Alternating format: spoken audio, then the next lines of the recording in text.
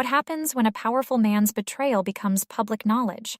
What happens when the wife he betrayed reveals a secret that changes everything? This is a story of power, scandal, and shocking twists. Stay until the end. You won't believe how this one ends. Senator James Callahan was the epitome of success. Handsome, charismatic, and deeply entrenched in the political landscape, he was considered a rising star within his party. His speeches captivated crowds, and his promises resonated with the working class. To the public, James was not just a politician. He was a man of principle, a family man devoted to his wife, Margaret, and their 2 children. Margaret was the perfect political spouse, graceful, intelligent, and endlessly supportive.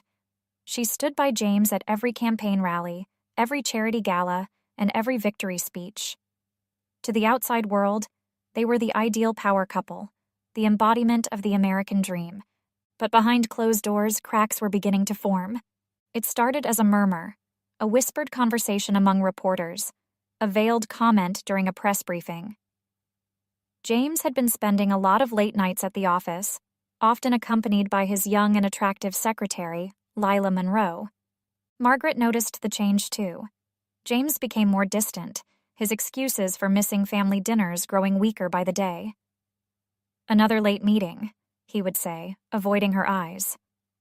"You work too hard," Margaret replied with a tight smile, though she couldn't shake the growing unease in her chest. The scandal broke on a Monday morning. A grainy photo of James and Lila leaving a hotel together made its way to every major news outlet. The headline read, "Senator Callahan caught an affair with secretary." The media frenzy was immediate and unforgiving. Reporters swarmed outside the Callahan residence, eager for a comment. James refused to address the allegations, retreating to his office in an attempt to contain the damage. Margaret, however, was silent. She stayed inside their home, her face a mask of calm even as the world around her crumbled. The children were sent to stay with their grandparents, shielding them from the chaos. That evening, Margaret confronted James in their kitchen. The house was eerily quiet, save for the hum of the refrigerator. "Is it true?" she asked, her voice steady but cold. James looked at her, his shoulders sagging under the weight of his guilt. "Margaret, Is it true?" she repeated, her eyes boring into him. He hesitated, then nodded. "Yes." Margaret's expression didn't change. "How long?" 6 months, James admitted, his voice barely a whisper. Margaret exhaled slowly, as if releasing the air that had been trapped in her lungs since the scandal broke. She turned away, gripping the edge of the counter for support. "Do you love her?" "No," James said quickly. "It was a mistake, a stupid, selfish mistake. It didn't mean anything." Margaret laughed, a hollow sound that echoed in the empty kitchen. "It didn't mean anything? Tell that to the reporters outside. Tell that to our children." "I'll fix this," James promised, his voice desperate. "I'll hold a press conference. I'll apologize. Margaret, please." "Don't you dare ask me to save you," she snapped, her voice sharper than he had ever heard it. "Not this time." That night, Margaret didn't sleep. She sat in her study, staring at an old family photo on her desk. The image of her smiling children and a younger, happier version of herself seemed like a cruel reminder of what her life used to be. For years, she had dedicated herself to supporting James. She had sacrificed her own ambitions to raise their family and help him achieve his dreams. And now, the man she had trusted had betrayed her in the most public way imaginable. But as the hours passed, Margaret's sorrow hardened into resolve. She wasn't going to be the victim in this story. If James wanted to face the world as a disgraced politician, that was his burden to bear. But Margaret had her own secrets that could change everything. Unbeknownst to James, Margaret had been quietly building a life of her own. Over the past few years, she had started her own nonprofit organization, focused on empowering women in underserved communities. The nonprofit had grown rapidly, earning national recognition and even catching the attention of prominent figures in the business world. Margaret had kept her success largely private, content to let James bask in the public spotlight. But now, as she sat in her study surrounded by awards and accolades she had never shared with her husband, she realized the power she held. For too long she had played the role of the dutiful wife, but Margaret Callahan was far more than that, and it was time the world knew it. As dawn broke, Margaret made a decision. She would not be another tragic figure in a political scandal. Instead, she would reclaim her narrative and reveal the truth. Not just about James's affair, but about the woman she had become while standing in his shadow. With a steady hand, Margaret drafted an email to her nonprofit's board of directors, outlining a plan for a public announcement. The subject line read, "It's time to step forward." The morning after the confrontation, Margaret sat in her home office, sipping her coffee as the sun rose. Outside, the press was already gathering, their cameras aimed at the house. The world expected Margaret to crumble under the weight of humiliation, but they were wrong. She wasn't a political wife clinging to her husband's coattails. She was a force of her own. She sent the email she had drafted the night before, hitting send with a sense of purpose. The message to her nonprofit's board outlined her intention to address the media about her role in the organization and the scandal that had engulfed her family. Margaret knew it was a gamble, but it was also an opportunity to redefine herself on her terms. In another part of the house, James was pacing his office, fielding calls from his campaign team and PR specialists. Damage control was the order of the day, and every suggestion revolved around one thing: Margaret. "You need your wife to stand by your side," one strategist insisted. "A united front is your best chance of salvaging your career." James pinched the bridge of his nose. "She's furious. I don't even know if she'll talk to me, let alone stand in front of cameras." "Fix it," the strategist said firmly. "Apologize, grovel, do whatever it takes." James sighed, knowing they were right. Without Margaret, his image as a family man was shattered, but deep down, he feared it was already too late. By midday, Margaret's nonprofit released a press statement. Margaret Callahan, founder and CEO of Women Empowered, will address the media today at 2 p.m. to discuss her organization's mission and the recent events involving her family. The announcement caught everyone off guard, including James. He read the statement in disbelief, his hands trembling. Margaret hadn't consulted him or his team, and now she was preparing to speak directly to the press. "What is she doing?" James muttered, his voice tinged with panic. At 2 p.m. sharp, Margaret emerged from the house, her poise immaculate. She wore a tailored navy dress, her chin held high as she stepped onto the makeshift stage set up on the lawn. Flashbulbs erupted as reporters shouted questions, but Margaret raised her hand, commanding silence. "Thank you all for being here," she began, her voice steady. "I know the past 24 hours have been filled with speculation about my family and my husband's actions. While I will not comment on his choices, I will say this: my story is not defined by them." She paused, her gaze sweeping over the crowd. "For years, I have worked quietly to build Women Empowered, an organization dedicated to helping women find their voices, their independence, and their strength. Today, I am choosing to practice what I preach." Margaret went on to outline her nonprofit's achievements, highlighting the impact it had made in communities across the country. She spoke with passion and conviction, painting herself not as a victim, but as a leader. As she concluded her speech, Margaret addressed the scandal directly. "I will not let this moment define me or my family. I am more than a senator's wife, and I refuse to be reduced to a footnote in someone else's story. From this moment forward, I will stand on my own." The audience erupted in applause, the cameras capturing every second. Margaret's strength and grace turned what could have been a humiliating moment into a declaration of independence.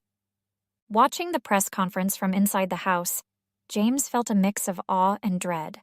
Margaret had completely stolen the narrative, and for the first time in his career, he wasn't the center of attention.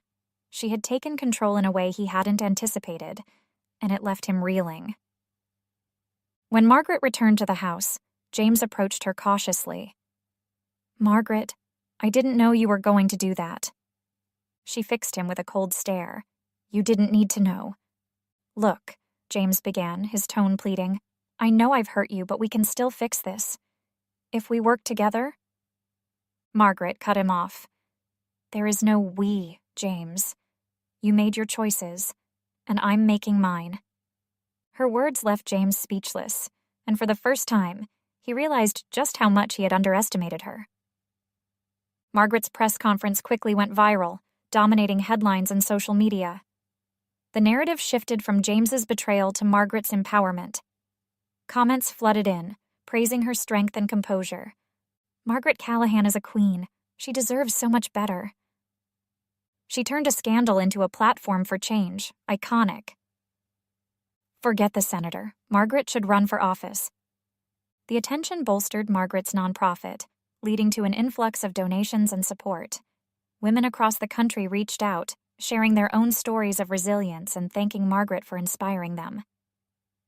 A week later, Margaret received a call from a prominent women's advocacy organization. They wanted her to join their board of directors, citing her leadership and ability to turn adversity into action. This is just the beginning, the caller said. You have the potential to do so much more. Margaret smiled, realizing they were right. She was no longer living in James's shadow. She was carving her own path. Meanwhile, James's political career was crumbling. His approval ratings plummeted, donors withdrew their support, and his team struggled to salvage his reputation. Desperate to regain control, James began plotting his next move, one that would force Margaret back into the spotlight by his side. But Margaret had secrets of her own, and James was about to learn just how much he had underestimated the woman he had betrayed. James sat in his office, staring at the latest poll numbers. His approval ratings had plummeted to an all-time low. The scandal wasn't just personal, it was political poison. His team was fractured, his donors were pulling out, and whispers of his resignation had begun circulating within the party. His wife, Margaret, on the other hand, was thriving. Her press conference had made her a household name, and her nonprofit was receiving unprecedented support.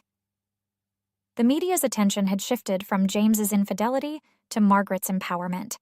Every headline seemed to mock his downfall.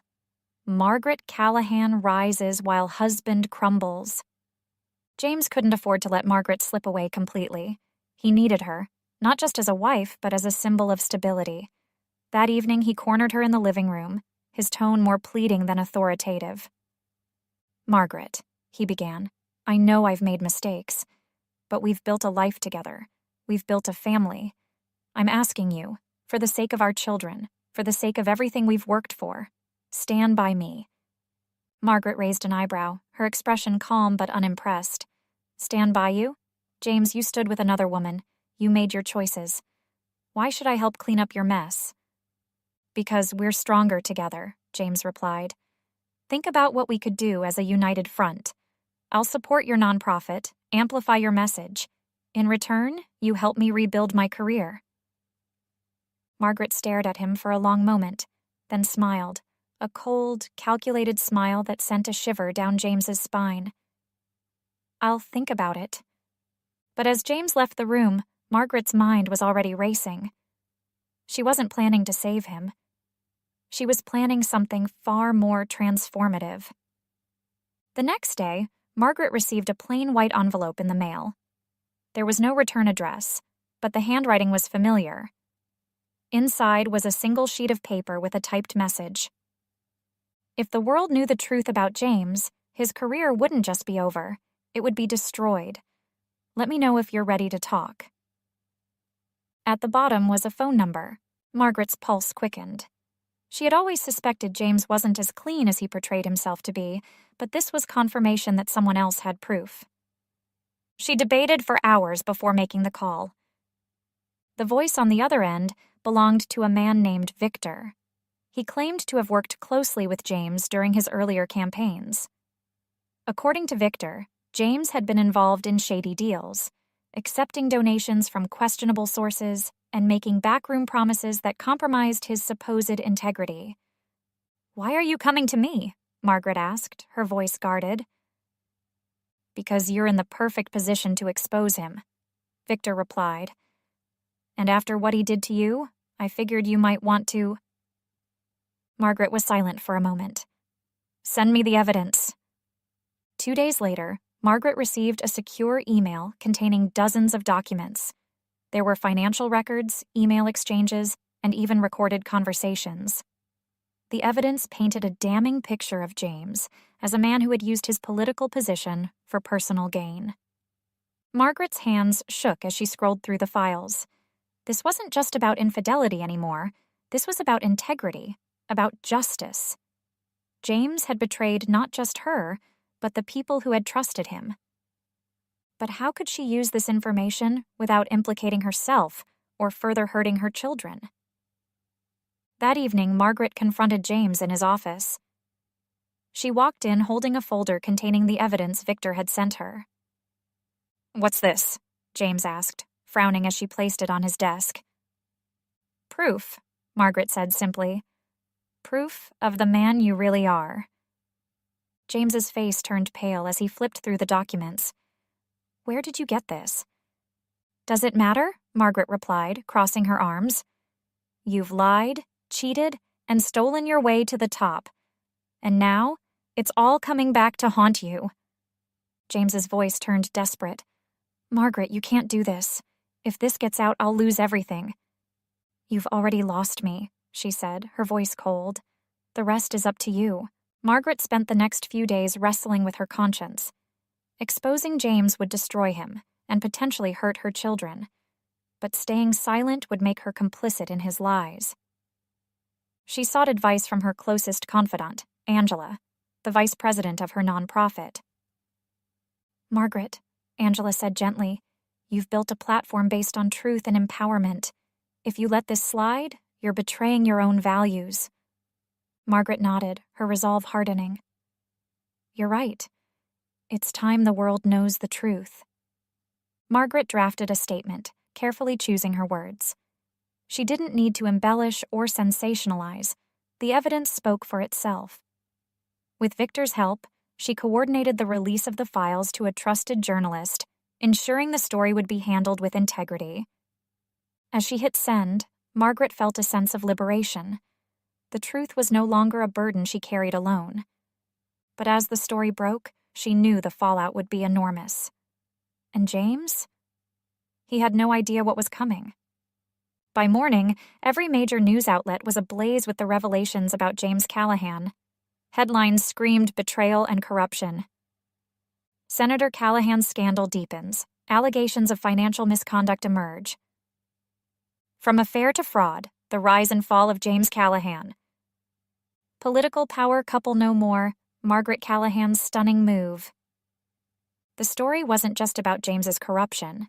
Margaret's involvement in bringing the truth to light became a focal point, painting her as both a victim and a hero. The public, who had rallied behind her during the affair scandal, now saw her as a symbol of accountability and resilience. James woke to a barrage of phone calls and emails. His PR team was in full crisis mode, scrambling to contain the fallout. But there was no containing this. The evidence Margaret had released was airtight, and the court of public opinion was swift and brutal. He watched helplessly as news anchors dissected his career, former allies distanced themselves, and constituents expressed their anger. A call from his party leader was the final blow. James, you need to resign. Today. But I can explain, James began, desperation in his voice. This isn't salvageable? The leader cut him off. If you don't step down, we'll remove you. For the first time in his life, James realized he was truly alone. While James's world crumbled, Margaret's star continued to rise. Her nonprofit received overwhelming support, with donations pouring in from across the country. Invitations to speak at conferences and events flooded her inbox. Margaret remained composed, focusing on her work rather than reveling in James's downfall. But behind closed doors, she struggled with the personal toll the scandal had taken. She had exposed the truth, but at what cost? Angela, her confidant, encouraged her to channel her emotions into action. You've started something big, Margaret. Don't stop now. Use this platform to make a difference. Margaret nodded, her resolve strengthening. "I will?" James finally broke his silence with a press conference. He stood before a sea of reporters, his face drawn and pale. "I have made mistakes," he began, his voice trembling. "Mistakes that have hurt my family, my constituents, and the people who trusted me. For that, I am deeply sorry." He paused, the weight of his words heavy. "Effective immediately, I am resigning from my position as senator. I will cooperate fully with any investigations and work to make amends for the harm I've caused." As James stepped away from the podium, reporters shouted questions, but he didn't answer. The man who had once commanded rooms with his charisma now seemed smaller, defeated. Margaret watched the press conference from her office, her expression unreadable. She felt no joy in James's downfall, only a bittersweet sense of closure. He had brought this upon himself, but it was still painful to see the father of her children reduced to a figure of public shame. Later that evening, James called her. For the first time in months, his voice was devoid of arrogance or defensiveness. "Margaret," he said quietly, "I'm sorry for everything." "I know," Margaret replied, her tone neutral, "but sorry doesn't erase what you've done." "I don't expect your forgiveness," James admitted, "but I hope one day you'll remember the good times we shared." Margaret didn't respond. She wasn't ready to rewrite the narrative of their marriage, but she wasn't willing to carry the bitterness forever either. Throughout the ordeal, Margaret had shielded their children from the worst of the media frenzy, but as the dust settled, she knew it was time to address the situation honestly. She sat down with them one evening, her voice gentle but firm. "Your father made some bad choices, and now he's facing the consequences. That doesn't mean he doesn't love you or that you're to blame." Her children listened quietly, their eyes filled with questions. Margaret reassured them as best she could, vowing to provide a stable and loving environment for them. As the weeks turned into months, Margaret's life took on a new rhythm. She embraced her role as a leader and advocate, using her platform to champion transparency and empowerment. She published a memoir, Standing Tall, a journey from betrayal to empowerment, which became a bestseller and cemented her status as a symbol of resilience. Margaret's story inspired countless women to reclaim their own narratives, proving that even in the face of betrayal, it was possible to rise stronger than ever. James, now living a quiet life away from the spotlight, began volunteering at a local community center. It was a small but meaningful step toward rebuilding his character. Whether his efforts were genuine or simply a way to repair his image remained to be seen. Meanwhile, whispers of Margaret entering politics began to circulate. The idea intrigued her, but she wasn't sure if she was ready to take that step. For now, she was content focusing on her nonprofit and her family. But as Margaret stood on the balcony of her home one evening, watching the sun dip below the horizon, she knew one thing for certain: her story was far from over. Months passed, and life for Margaret began to feel stable again. The chaos of the scandal had settled into the background, replaced by a steady rhythm of purpose and growth. Margaret had not only survived the storm, but emerged from it stronger, wiser, and more determined than ever. Her nonprofit, Women Empowered, had expanded to new heights. What had started as a local initiative was now a national movement, with chapters in multiple states and partnerships with influential organizations. Margaret's name had become synonymous with resilience, and her calendar was filled with speaking engagements, interviews, and strategy sessions for further growth. But as her professional life soared, Margaret found herself reflecting on the personal aspects of her journey. She realized that while she had risen above James's betrayal, true closure required more than success. It required peace. Margaret decided to meet James one last time to close the chapter of their shared life. She reached out to him, suggesting they meet at a neutral location, a quiet cafe where they had once celebrated his first political victory. James arrived looking humbled, the sharp edges of his once confident demeanor softened by months of introspection. As he sat across from Margaret, the tension in the air was palpable, but so was the undercurrent of mutual understanding. "Thank you for agreeing to meet," James said, his voice quiet but sincere. "I've been thinking a lot about what I did, what I lost." Margaret nodded. "I wanted to meet because I need closure, James. For both of us." He met her gaze, his eyes filled with regret. "I know I can't undo the past, but I want you to know that I'm trying to be a better man, for myself and for the kids." Margaret took a deep breath. "I don't hate you, James. I don't even wish you ill. But I've moved on. I've found a life that's fulfilling, one where I'm not just someone's wife, but my own person." James smiled faintly. "You've always been more than that, Margaret. I just didn't see it." As they parted ways, Margaret felt a sense of lightness she hadn't experienced in years. The burden of anger and betrayal had finally lifted, leaving room for peace. Margaret focused on creating a nurturing environment for her children, ensuring they felt supported and loved, despite the upheaval in their lives. She encouraged open conversations, allowing them to express their feelings about their father and the scandal. One evening, her eldest, Grace, approached her with a question. "Mom, do you think Dad will ever come back?" Margaret considered her words carefully. "Your father will always be a part of your life, Grace.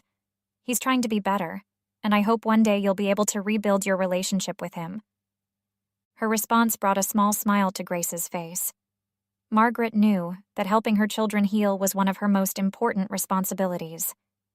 One afternoon, Margaret received an unexpected phone call.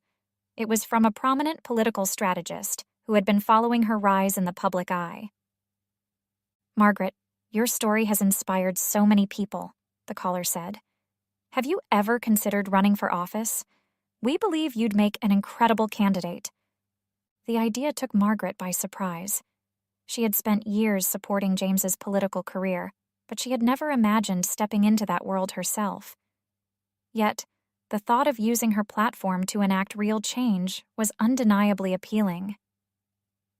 "I'll think about it," Margaret replied, her mind racing with possibilities. In the midst of her professional success, Margaret found herself unexpectedly drawn to someone new.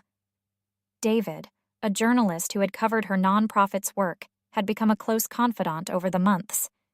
His genuine admiration for her strength and dedication was a refreshing contrast to the superficial praise she had often encountered in James's world. David wasn't pushy or flashy. He was steady, kind, and supportive. Their connection grew slowly, built on mutual respect and shared values. Margaret found herself smiling more often, rediscovering parts of herself she thought she had lost. One evening, as they walked through a quiet park, David took her hand. "You've been through so much, Margaret. You deserve to be happy." Margaret looked at him, her heart swelling with gratitude. "For the first time in a long time, I think I am." After weeks of contemplation, Margaret decided to announce her candidacy for a congressional seat. She felt ready to take the next step, using her voice to advocate for the causes she cared about most. Her campaign launch was met with overwhelming support, with many citing her authenticity and resilience as reasons to back her. In her first speech as a candidate, Margaret addressed the crowd with her characteristic poise. This journey began in the wake of betrayal, but it has become a testament to the strength we all carry within us. Together, we can build a future rooted in truth, accountability, and empowerment. The crowd erupted in applause, and Margaret felt a surge of confidence. This was her moment, a chance to write the next chapter of her life on her own terms. On the anniversary of the day the scandal broke, Margaret returned to the cafe where she had met James for their final conversation. This time, she came alone. She sat at a corner table, sipping her coffee and reflecting on the journey that had brought her here. The betrayal that once defined her life now felt like a distant memory. She had turned pain into power, using her experiences to inspire change and uplift others. Margaret Callahan was no longer just a politician's wife. She was a force to be reckoned with. As she left the cafe, the sun broke through the clouds, casting a warm glow on the city streets. Margaret smiled, ready to embrace whatever lay ahead. What would you have done in Margaret's shoes? Have you ever found strength in the face of betrayal? Let us know your thoughts in the comments below, and don't forget to like, share, and subscribe for more stories of resilience, empowerment, and new